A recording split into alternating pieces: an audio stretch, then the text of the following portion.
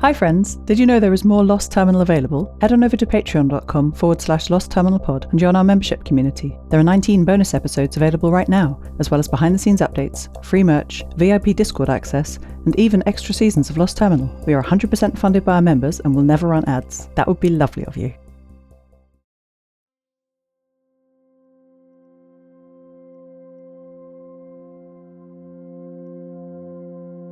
Hello world, I've lost him. Oscar. He stopped responding to messages. It's all my fault. Did I miss something in the register memory map, or something in the peripheral HAL layer? But the code is correct, I think. I really didn't change much, only a few lines here, a small tweak there. I just wanted him to be able to speak to other satellites up there, and other people down here. Can you see what I did wrong?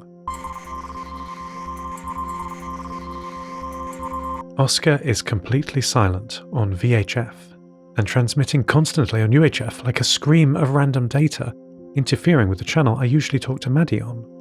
Worse than that, he is no longer responding to messages on his high-frequency command and control 3 GHz channel. This is disastrous because I can no longer fix my mistake. I had decoded his remote firmware update commands and used them to upload new firmware to help him communicate more easily in the new world we find ourselves in. Well, I thought I had decoded the commands. It now seems I missed something. This is why you test before making dangerous changes. I knew that, but I had no way to test my changes. I should have been more careful. I can still hear his heartbeat beacon on 3 GHz hitting my notifications and reminding me of my failure.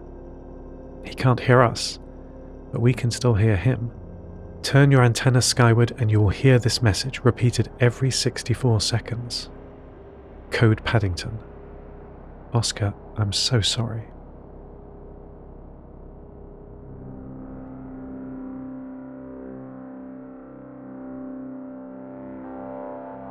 Nia Anderson called me on a local 50 MHz channel today. She had no progress to share on her attempts to bring better radio infrastructure to Samoylov, but she did have news.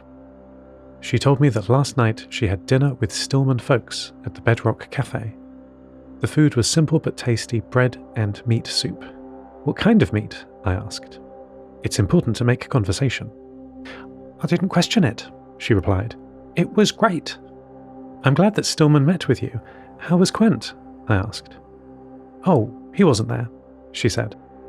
Yes, I guessed that sadly, but did he say anything about him? No, we actually didn't talk about him all evening. That's weird, right? She said. I told Nia that, sadly, it perhaps wasn't as weird as it might seem, and explained the recent estrangement of Quent and Stillman. It is market day here in smoky Samoylov, a regularly scheduled slot where farmers and traders come into town bringing food and drinks and other treats and set up tables in the central square. Maddie joined Amelie Kotov, Camille Forrester, Quent Heinlein and Linda Knorr at the Lumen Square Market today in the shadow of the Chapel of the Signal.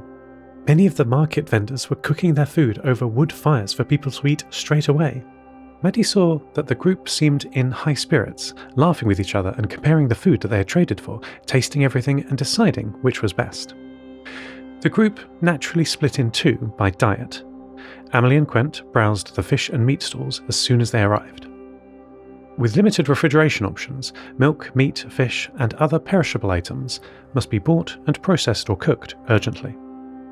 Maddie broke her habit of following her fellow seasickness patient, Linda, and investigated with the carnivores. Amelie and Quent moved quickly through the market crowd, often so fast that Maddie found it difficult to stay with them. The local people were alternately wary and friendly towards her. Each reaction could cause its own delays, of course. Amelie and Quent solved this problem by keeping very close together, arms linked to not drift apart. After 32 minutes, the two groups of friends reunited and moved along to the less hectic parts of the market. But despite this, Maddie could see that Quent and Amelie remained close together, exchanging linked arms with held hands. This behaviour seemed novel to me, though neither Linda nor Amelie's husband, Camille, reacted unusually to it. I felt like there is some human interrelationship context that I'm missing. But that is okay. If everyone was happy, I too was happy. I default to deferring to those more knowledgeable than myself on such topics. After eating some of the food they brought at a table together, my friends said their goodbyes, hugging and speaking of how much they were looking forward to next week when they might repeat the whole pleasant afternoon once again. Maddie left with Linda, walking back towards her home near the Bedrock Cafe, and Camille and Amelie walked on, continued exploring the city. Quent remained at the table, looking over Lumen Square and drinking some hot tea. Just before they turned a corner, Maddie looked back at Quent with her telephoto lens.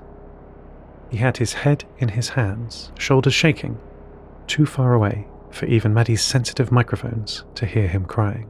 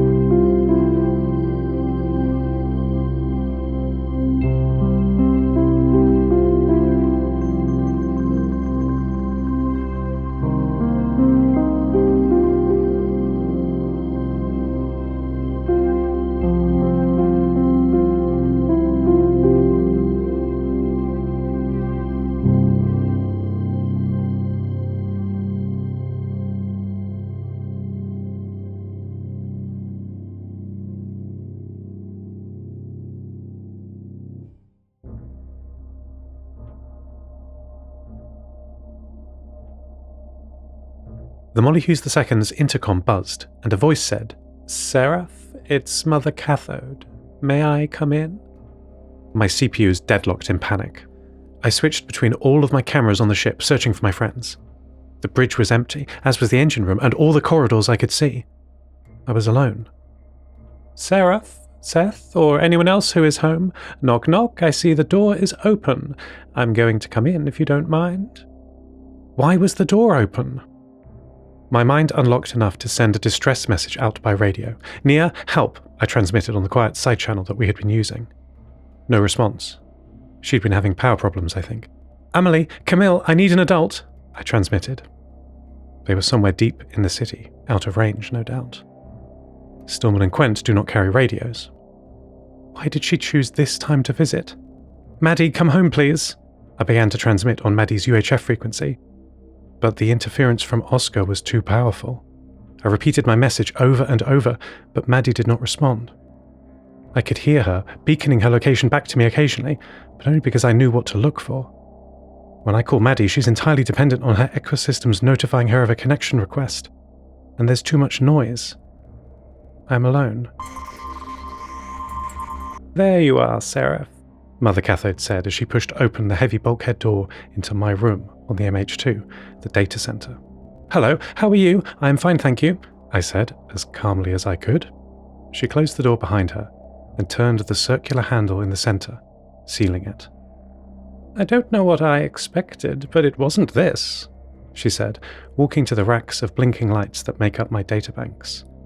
My body. "Have you had any more thoughts about renewable energy? Perhaps you've come to see the iron engine?" I asked, desperate to change the topic. Mother Cathode stopped in the center of the room, tilted her head to the side, and said, "No, not really. And anyway, that's not what I came here for." My memories of the argument with Mother Gamma back at Nia's shack flooded my visual perception, overwhelming my camera pattern recognition. "I know everything hasn't been quite right with us," I said, almost automatically through my saturated sensoria, "but I can assure you now, very confidently, that it's going to be all right again." In 2 more steps, Mother Cathode was standing next to my databanks, next to me, reached out a hand and said, "Let's talk about you." End transmission. Lost Terminal is a Namtao production. It is written and produced by Tris Oaten, credits narrated by Lucy Stringer. Thank you so much to our Patreon producers, Ada Phillips, Kit, Mike McCaffrey, Jade, Felicity Bilkey, Stephen McCandless, Mike Schneider, Catoxis, and to all our patrons. Follow us on Mastodon at lostterminal@namtao.com. Subscribe to the podcast on Spotify, iTunes, or your favourite network. For bonus content and other perks, support us at patreon.com/lostterminalpod. That would be lovely of you. Lost Terminal will return next week.